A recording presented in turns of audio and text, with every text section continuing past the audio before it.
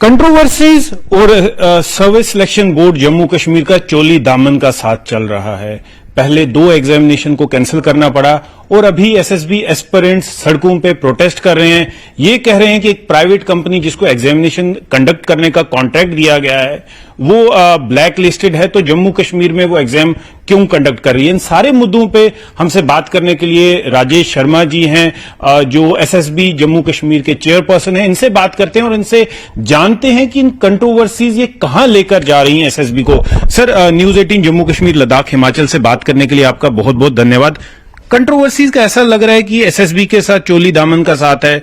2 recruitment जो हैं वो सीबीआई उसकी इंक्वायरी कर रही है, हालांकि वो एग्जामिनेशन कैंसिल हो चुके थे। अब ये लेटेस्ट कंट्रोवर्सी एक प्राइवेट एपटेक जो कंपनी एग्जाम कंडक्ट करी है उसको लेकर, तो क्या सर पूरा माजरा क्या है, हमारे व्यूअर्स को बताएं सर। इसमें आपको ना एक पहले इसको प्रोसेस को समझिए कि ये इनकी क्रोनोलॉजी क्या है। मार्च 2022 में 3 एग्जाम हुए हैं, अकाउंट्स असिस्टेंट का, followed by junior engineer civil, followed by sub inspector.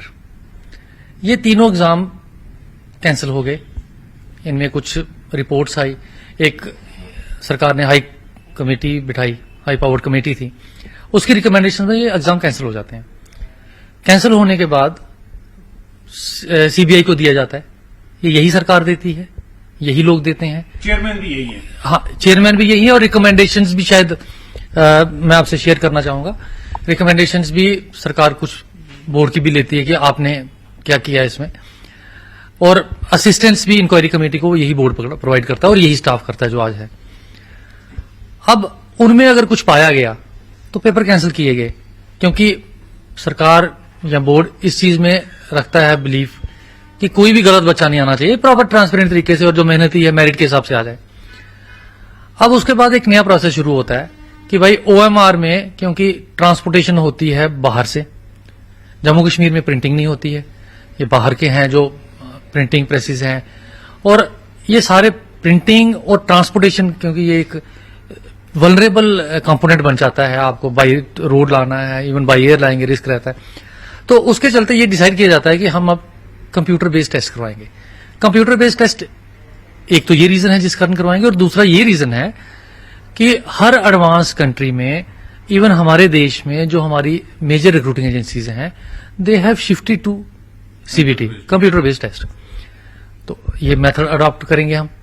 उसके लिए कहा जाता है कि भाई हम क्या करेंगे, क्योंकि हम भी पूरी तरह से परिचित नहीं है इस चीज से, हम एक एक्सप्रेशन ऑफ इंटरेस्ट निकालते हैं और इन कंपनी से इंटरेक्ट करना चाहते हैं जो कंपनीज एग्जाम कराती है। उसके चलते हमारे पास 9 कंपनियां आती हैं, उनसे हम सारा इंटरेक्ट करते हैं। मैं भी उस इंटरेक्शन में शामिल था, और समझते हैं कि ये क्या प्रोसेस है। पूरा प्रोसेस समझने के बाद हमने क्या किया, एक टेंडर निकाला purely as per GFR rules, और जो फाइनेंस मिनिस्ट्री है गवर्नमेंट ऑफ इंडिया की, उनकी इंस्ट्रक्शंस या गाइडलाइंस के हिसाब से। उसमें कुछ कंपनीज आती हैं, पहला टेंडर आता है, उसमें कोई भी कंपनी क्वालिफाई नहीं करवाती है। एक कंपनी ऐसी आती है जो ऑलमोस्ट क्वालिफाई करती है, एक्सेप्ट एक डॉक्यूमेंट उसका प्रॉब्लम थी, जिसमें वो एफिडेविट उसने नोटराइज दिया था, मैजिस्ट्रेट का नहीं था। परचेज कमेटी जो सरकार ने बनाई थी, सीनियर लोग थे उसमें, डिफरेंट डिपार्टमेंट्स के थे, वो रिकमेंड करते हैं क्योंकि इसकी डेफिशिएंसी है तो हम इसको रिकमेंड करते हैं कैंसिल करके नया अपलोड करो। हमने कर लिया। उसके बाद 5 कंपनीज आती हैं टेंडर में।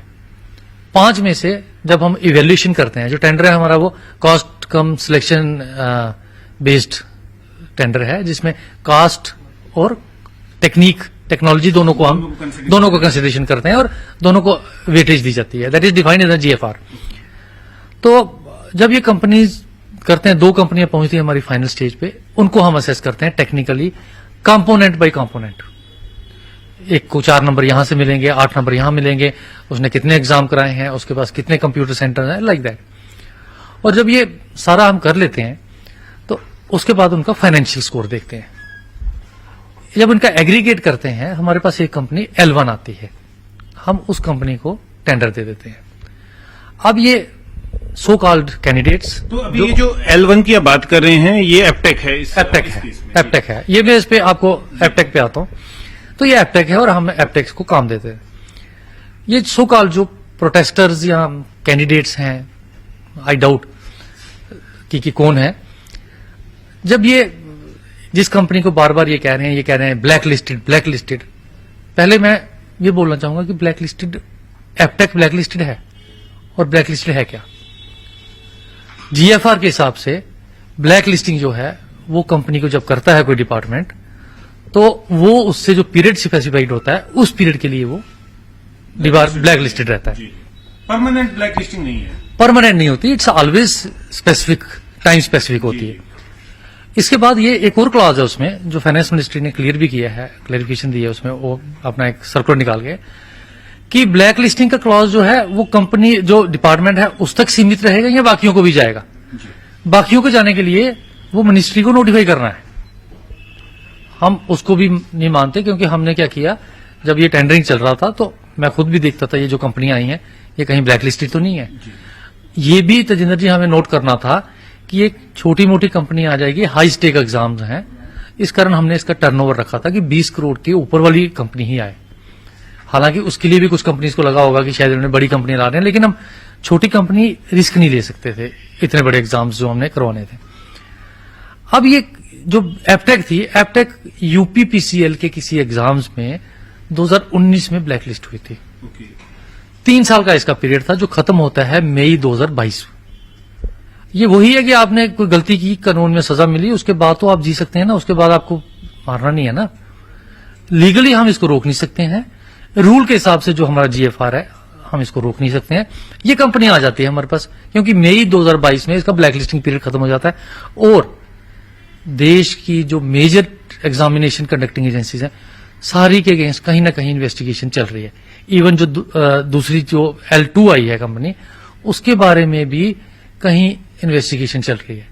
अगर ये सिलेक्ट नहीं होती, ये सो कॉल्ड कैंडिडेट्स ये कहते नहीं उसकी इन्वेस्टिगेशन चल रही है, आपने उसको क्यों लिया, उसका ब्लैक लिस्ट खत्म हो गया था, आपको उसको लेना चाहिए था। ये बात बेसिकली आप इनकी इंटेंशन समझिए, this is to derail the system. ये इस्टेब्लिशमेंट के अगेंस्ट है, मोटिव कुछ और है। मोटिव मैं उसी चीज पे आते हैं सर। आप कह रहे हैं कि सो कॉल्ड कैंडिडेट्स प्रोटेस्ट कर रहे हैं, प्रोटेस्ट जम्मू में भी हो रहे हैं, प्रोटेस्ट श्रीनगर में भी हो रहे हैं। तो आप कह रहे हैं कि एपटेक जो है एज पर रूल आपने उसे सिलेक्ट किया क्योंकि ब्लैक लिस्टिंग पीरियड जो है खत्म हो चुका है। और ये बात बिल्कुल सही है कि सजा एक जुर्म की एक बार मिलेगी, कंटिन्यूअसली नहीं मिलेगी, ये कानून भी यही कहता है। तो जो इन कैंडिडेट्स के मन में एक शक है, उसको आप उस शक को दूर करने के लिए क्या कर रहे हैं? देखो, जब एक इसके साथ ऐड करूंगा, जब ये प्रोटेस्टर्स इससे भी खुश नहीं हुए, ये ऑनरेबल कोर्ट में गए। अब ये कोर्ट में केस अभी भी रिजर्व्ड है, जजमेंट आ जाएगी। जब तक जजमेंट आती है, मेरा या इनका सड़कों पे जाने का कोई तात्पर्य नहीं रहता। जब हाईएस्ट बॉडी जुडिशरी के पास कोई केस है, who are we to decide? Blacklisting का इशू है, वहां कंपनी ने भी अपने वकील खड़े किए, बोर्ड के भी वकील थे और ये प्रोटेस्टर्स के भी थे। हम उसका फैसला क्यों नहीं वेट करें? हम क्यों ये मोबिलाइज करके इन चीजों पे लेके और लोगों को होल्ड पे ही है ना। वो वाले एग्जाम, ऑनरेबल हाई कोर्ट की जो डायरेक्शंस थी वो जेई और सब इंस्पेक्टर के एग्जाम के लिए डायरेक्शंस थी, हम टोटली अवॉइड कर रहे हैं। उसके अलावा उन्होंने किसी एग्जाम के लिए कोई डायरेक्शंस दी थी, we are totally following those. तो अभी ऑल ऑफ अ सडन ये प्रोटेस्ट की क्या वजह लग रही है आपको? ये यही बेटर मान सकते हैं, आप इनसे पूछ सकते हैं कि ये क्यों अचानक इनको ये याद आ गया। बाकी आपने एक सवाल पूछा कि हमने एग्जाम्स में टेस्ट चेक क्या करते हैं। हमने जो अपने एग्जाम करवाए हैं, इन एग्जाम्स में हमने जो देश में बेस्ट प्रैक्टिसेस थी, we have tried to replicate that. Third party को इंट्रोड्यूस किया जम्मू कश्मीर में पहली बार, सारे देश में सिर्फ एनटीए करती है और ये मैंने एनटीए से ही मॉडल समझ के आया हूं। अर्नेस्ट एंड यंग को हायर किया, अर्नेस्ट एंड यंग इनके पूरे प्रोसेस को ऑडिट करती है। और तजिंदर, ये एक मैं आपको बताऊंगा, आप बाई चांस आप इसमें इतना इंटरेस्ट शो कर रहे हैं तो बच्चों को भी ये क्लियर होगा। जब ये एग्जाम चलता है ना, तो वहां पे जो सर्वर वहां पे होता है, सर्वर रूम में, वहां पे एक परमानेंटली कुछ लोग बैठे होते हैं और जीएडी का ऑब्जर्वर मेन उसको सुपरवाइज करता है। मैं भी जाके देखता हूं। एक तो हम फोन वगैरह बिल्कुल अलाउ नहीं करते हैं वहां पे, वो हॉल में भी नहीं और कहीं भी नहीं। वहां पे हर कैंडिडेट किस तरह से एग्जाम अटेम्प्ट कर रहा है उसका हर समय आता रहता है। और जो बच्चा कोई 5-10 मिनट के लिए आइडल बैठा रहता है या लगता है कि कोई कंप्यूटर से छेड़खानी करने, वहां पे सिग्नल आता है। और मैंने खुद देखा है, मैं किसी की सुनी सुनाई पे नहीं कर रहा। सिस्टम्स में कुछ ऐसी चीजें हैं जिनको हम मेंटेन करें तो एग्जाम्स की सैंक्टिटी मेंटेन कर सकते हैं। बाहर हल्ला करके जो मर्जी आप करते रहें, अर्नेस्ट एंड यंग पूरे प्रोसेस को ऑडिट कर रही है, पूरे कैंडिडेट्स का लॉग एनालिसिस कर रहा है, जो बच्चा कौन सा क्वेश्चन दे रहा है उसको क्रॉस टैली कर रहा है। सिर्फ एपटेक पे भरोसा नहीं कर रहे, एपटेक को पेपर कराने के लिए नहीं लाया, एपटेक को असिस्ट करने के लिए लाया। सीसीटीवी लगे हैं हर सेंटर पे, जामर लगे हैं कि आप कोई ब्लूटूथ या कोई छोटा मोटा फोन कुछ लेके अंदर जाएंगे उसको इनएक्टिव कर देंगे। इंटरनेट अंदर नहीं चलने देते हम, इंटरनेट सिर्फ चलता है जैसे ही एग्जाम सर्वर तक पहुंचा वहां से क्वेश्चन पेपर। तो सर आपका कहने का ये मतलब है कि जो ह्यूमन इंटरफेरेंस है पूरी सिलेक्शन प्रोसेस में वो बेयर मिनिमम है। तो हाउ डू यू एंश्योर कि जो वो बेयर मिनिमम जो ह्यूमन इंटरफेरेंस है उसमें कोई बायस ना आए, उसमें कोई जो बिल्कुल ट्रांसपेरेंसी मेंटेन रहे जो ह्यूमन इंटरफेरेंस। हाँ, मैं बताता हूं आपको इसमें हम क्या करते हैं। ह्यूमन इंटरफेरेंस को हम ह्यूमन इंटरफेरेंस से ही काटेंगे। एक तो मैक्सिमम कोशिश है कि कंप्यूटर बेस्ड हो, जैसे रैंडमाइजेशन ये सारा कंप्यूटर करता है। जीएडी हमें ऑब्जर्वर देता है और जीएडी भी ऑब्जर्वर बार बार वही नहीं देता, ऑब्जर्वर भी चेंज करते रहते हैं। Although they are senior officers with integrity चुन के देते हैं, वो पूरा इंचार्ज होता है सेंटर का। उसके बाद डिस्ट्रिक्ट एडमिनिस्ट्रेशन टेक्निकल लोगों को ऑब्जर्वर भेजता है, ये सेकेंड लेयर आ गई। मैजिस्ट्रेट लगाए होते हैं कि लॉ एंड ऑर्डर प्रॉब्लम ना आए। बोर्ड की तरफ से एक रेप हर सेंटर पे होता है, ये तीसरी लेयर आ गई। उसके बाद फ्लाइंग स्क्वाड बनाया है, एक इंफॉर्मेशन टेक्नोलॉजी से एक्सपर्ट्स लोग मंगवाए हुए हैं, जम्मू में अलग कश्मीर में अलग टीम्स बनती हैं, they move from one centre to another centre. एक तो अपने लोगों को वो थोड़ा गाइड भी करते रहते हैं, टीच भी करते हैं, क्योंकि कंप्यूटर है सभी को नहीं आती, मुझे भी कम समझ है। तो उसके अलावा वो क्या करते हैं, खुद भी चेक करते हैं सिस्टम्स में कोई गड़बड़ी तो नहीं है, कोई तार तो नहीं पीछे से है। आप अगर ये देखेंगे, जैसे हिस्ट्री अगर आप इसकी देखेंगे ना, कंप्यूटर बेस्ड टेस्ट में कहां कॉम्प्रोमाइज होता है, कॉम्प्रोमाइज होता है सेंटर लेवल पे मोस्टली, जो आप देखा, या हैकिंग होगा। हैकिंग के लिए हमने इंटरनेट बंद कर देते हैं इमीडिएटली, जैसे ही डाउनलोड हो गया पेपर इंटरनेट इज क्लोज, वो एस्पेक्ट खत्म होता है। सेंटर के लिए हम क्या करते हैं कि ये लोग हमारे दौड़ते हैं उधर, ये चेक करते हैं तारें कुछ ये, और हमने हर एग्जाम के लिए जो सेंटर होते हैं उनकी वेरिफिकेशन कराते हैं अपनी एजेंसी से और डिलीट करवाते हैं उन सेंटर्स को। We don't conduct exams in such agency centres where there are adverse reports. और कल हमें शाम को रात को एडमिट कार्ड्स एक्टिव करने थे बच्चों के लिए जो 16 तारीख से एग्जाम हो रहे हैं, और हमारे पास कुछ सेंटर्स के बारे में कुछ रिपोर्ट्स ऐसी थी कि थोड़ी डाउटफुल थी। उसी के चलते हम पूरी रात सेंटर्स के इशू पे लगे रहे, बट हमने एडमिट कार्ड लेट कर दिया लाइव करने में। बच्चों को वो भी था कि ये लेट क्यों कर गए, और जब सवेरे हमने 7 बजे लाइव किया तो बच्चों को सेटिस्फेक्शन रही। और अभी भी 30-35 बच्चों को कुछ इशू आ रहा था, हमने हेल्प डेस्क बनाया, वो मुझे मिलके गए अभी। सर एक टाइम होता था कि किसी भी जॉब के लिए दलालों का या टाउट्स का रोल जो है काफी इंपॉर्टेंट देखा जाता है, तो उन लोगों का जो इंटरफेरेंस है उसको खत्म करने के लिए आप लोगों ने क्या किया है, एंड प्लस उनका कितना रोल है इस प्रोटेस्ट को भड़काने में?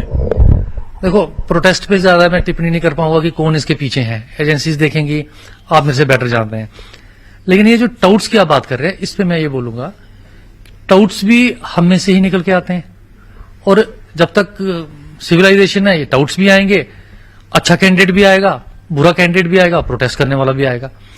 अब इसी में से हमें अच्छे कैंडिडेट को निकलना है, इसी में से उसको मेहनत करनी है, उसको टाउट के उसमें नहीं आना है। हमारी तरफ से ये है, सिस्टम को फुल प्रूफ करने की कोशिश हमारी कंटिन्यूस रहेगी, सिस्टम को इंप्रूव करने की कोशिश कंटिन्यूस एफर्ट है। इसके अलावा डिफरेंट एजेंसीज जो है इन एग्जामिनेशन सेंटर्स में अपने तरीके से वो भी लगे हैं, और हम बच्चों को, मैंने परसों भी हमने नोटिस निकाला है, बच्चों को अपील की हमने कि आपके नोटिस में, क्योंकि ये टाउट्स तो उन भोले वाले बच्चों को ही फंसाते हैं ना, चाहे प्रोटेस्टर हो या ये हो, उन भोले वाले बच्चों को ही भड़काते हैं। ब्लैक लिस्टिंग की झूठी डेफिनेशन दे देंगे, बोर्ड के प्रोसेस की झूठी डेफिनेशन दे देंगे। तो बच्चों को हमने ये कहा है कि, और आपके माध्यम से भी यही कहूंगा कि जो जेन्युइन बच्चे हैं, आपको अगर कोई ऐसे अप्रोच करता है तो आप बोर्ड को बताइए, हम उस पर स्ट्रिक्ट एक्शन लेंगे। वी डोंट वांट कि जैसे पीछे हुआ, अगर जिनकी इन्वेस्टिगेशन चल रही है, ऐसे इश्यूज अच्छे बच्चों के साथ हो, और बोर्ड को भी उसमें दुख होता है और बोर्ड की भी रेपुटेशन की बात बनती है। Sir union territory of Ladakh में भी यही सेम कंपनी कुछ एग्जाम कंडक्ट कर रही है?